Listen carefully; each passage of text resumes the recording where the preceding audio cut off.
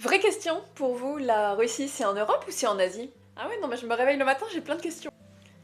Cette question en apparence naïve ouvre en réalité un champ très intéressant de réflexion concernant la manière dont la géographie influence nos perceptions en tant que société. Derrière ma question, la réelle réflexion était de savoir si vous considérez la Russie comme étant culturellement européenne ou culturellement asiatique. Les plus attentifs d'entre vous me diraient à raison que déjà ma question elle est un petit peu mal posée. Et c'est vrai, puisqu'elle semble opposer de manière binaire deux propositions exclusives. Mais ce n'est pas ce qui va nous intéresser, puisque moi, ce que je vais vous montrer, c'est comment est-ce que les cartes historiques produites par les Européens, en représentant ou en excluant la Russie, nous renseignent sur la manière dont nos sociétés se perçoivent elles-mêmes.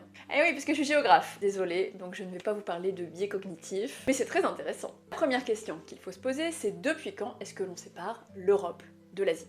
Puisque je tiens quand même à vous rappeler que continent, ça veut dire littéralement terre continue. Donc a priori, il n'y a aucune raison de séparer l'Europe de l'Asie, puisque on est sur la même plaque tectonique. Et pourtant, cette séparation nous semble naturelle, et ça, c'est à cause de l'histoire. Dès l'Antiquité, les premiers géographes européens séparent bien le monde en trois parties. Cette séparation est ensuite reprise à l'époque médiévale, et elle est même encore renforcée par certains mythes, comme le mythe du déluge, puisque selon la croyance chrétienne, après le déluge, ce sont les trois fils de Noé qui vont aller repeupler la Terre en se répartissant dans les trois zones géographiques. Un fils en Europe, un fils en Asie et un fils en Afrique.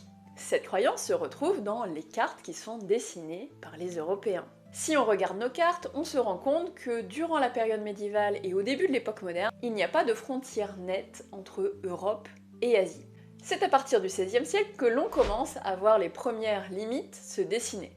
Et ce n'est pas un hasard. Et évidemment, s'il y a plusieurs raisons qui expliquent cette progressive séparation et délimitation des continents, une des principales, c'est l'apparition des États-nations. Les pays commencent à avoir des frontières de plus en plus précises et les sociétés se posent la question de savoir où se placent les limites des continents.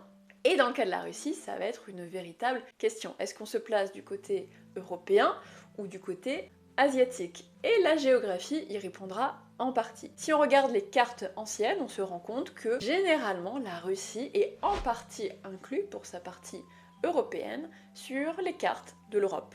Et ce n'est pas un hasard. C'est d'ailleurs au XVIIIe siècle un géographe russe qui proposera la délimitation de l'Oural comme étant la limite de l'Europe, ce qui permet par là même d'inclure donc la partie occidentale de la Russie dans la civilisation européenne.